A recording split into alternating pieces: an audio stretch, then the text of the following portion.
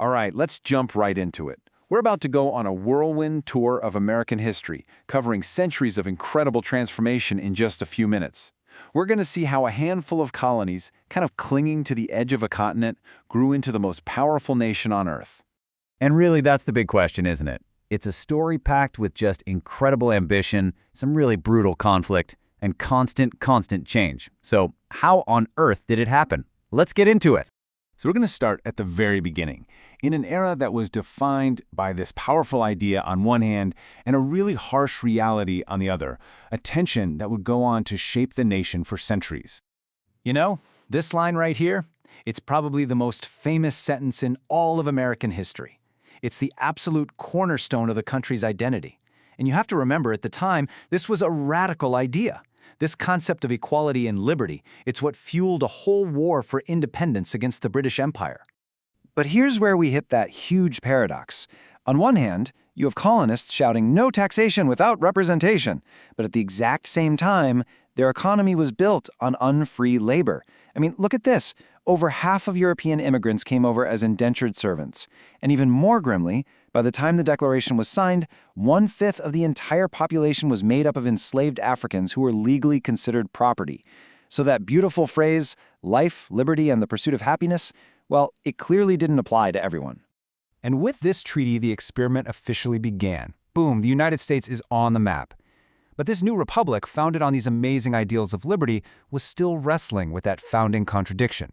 And that conflict would define its next great chapter, the push westward. Okay, on to the 19th century.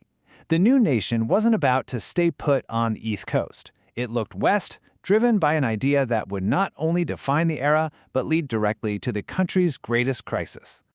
So, what was Manifest Destiny? Well, it wasn't just a policy. It was more like this powerful, almost religious belief that the United States had a divine mission to spread all the way across North America.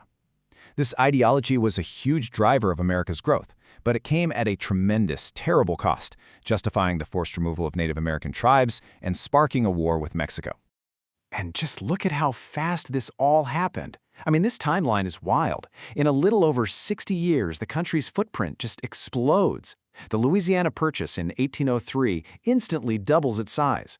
Then comes Texas, and then the vast territories of the Southwest. And finally, the Transcontinental Railroad literally stitches this massive new territory together, making the West truly accessible. But here was the problem. Every new territory raised this toxic question. Would it be a free state or a slave state? And that single question is what ultimately tore the nation apart. The Civil War was the result. And this number, over 50,000, that's the casualties from just one 3-day battle at Gettysburg. It's a stark reminder of the horrifying cost of that conflict, a war that would preserve the nation and finally abolish slavery. After the trauma of the Civil War, the United States didn't just rebuild, it transformed itself at a breathtaking pace. This wasn't just recovery. This was the moment it began building the economic engine that would make it a superpower. The author Mark Twain called it the Gilded Age, and for good reason. On the surface, it was an era of shimmering progress. You have railroads, steel, and these massive fortunes for industrialists like Rockefeller and Carnegie. But gilded just means there's a thin layer of gold on the outside. Underneath all that shimmer was widespread poverty, incredibly dangerous working conditions, and just staggering political corruption. So what fueled this industrial boom? People. Over 22 times million immigrants poured into the country during this period. They were escaping hardship and seeking opportunity, and they provided the essential workforce for the nation's mines, mills, and factories, forever changing the cultural fabric of the country. The Roaring '20s came to a screeching halt with the stock market crash of 1929. And, well, this chart says it all. In just 4 years, unemployment skyrocketed from about 3% to a catastrophic 25%. 1 in every 4 workers was jobless. The Great Depression was the worst economic crisis in American history, period. So what finally pulled the nation out of it? Ironically, it was global conflict. The attack on Pearl Harbor thrust the U.S. into World War II. The immense effort of wartime production kick-started the economy, and by the end of the war, the United States emerged not just victorious, but as the world's undisputed economic and military superpower. Okay, so the second half of the 20th century, it was really defined by two major struggles happening at the same time: a global standoff against a rival superpower and a powerful internal battle for the soul of the nation, the fight for equality. After World War II, the world basically split in two. It wasn't just a military rivalry, it was an ideological one: American capitalism versus Soviet communism. This was the Cold War, a tense, decades-long struggle for global influence that played out through proxy wars, a terrifying nuclear arms race, and even the race to the moon. But while the U.S. championed freedom abroad, it was facing a crisis of inequality at home.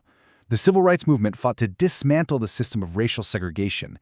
And this timeline here shows some of the key victories: the Supreme Court desegregating schools, the historic March on Washington, and landmark legislation that outlawed discrimination and finally protected the right to vote for all citizens. The 1960s were just a period of explosive social change. The deeply unpopular Vietnam War sparked massive protests. A youth-driven counterculture questioned traditional values, and powerful new movements for women's rights and gay rights emerged, demanding equality and forever changing American society. And then, almost suddenly, the great global conflict was over. The Berlin Wall fell, the Soviet Union dissolved, and the Cold War ended, not with a bang, but with a collapse, leaving the United States in a position of completely unmatched global power. All right, let's move into our final section, the contemporary era. The end of the Cold War seemed to promise a new, more peaceful world. But the 21st century, well, it would bring its own set of profound challenges and transformations. That sense of security in the post-Cold War world was just shattered on September 11, 2001. The attacks fundamentally altered American foreign policy, leading to long wars in Afghanistan and Iraq, and kicking off a global war on terror that continues to shape international relations today. And this final period has been defined by a series of massive shocks to the system. The digital revolution transformed how we live and communicate. The 2008 financial crisis shook our economic foundations, and an unprecedented global pandemic challenged absolutely everything. All of this has happened alongside, and has maybe even fueled, a deepening political and social polarization.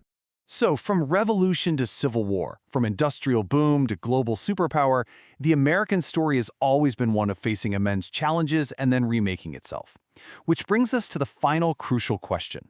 Looking at the present and all that has come before it, what does the next chapter hold?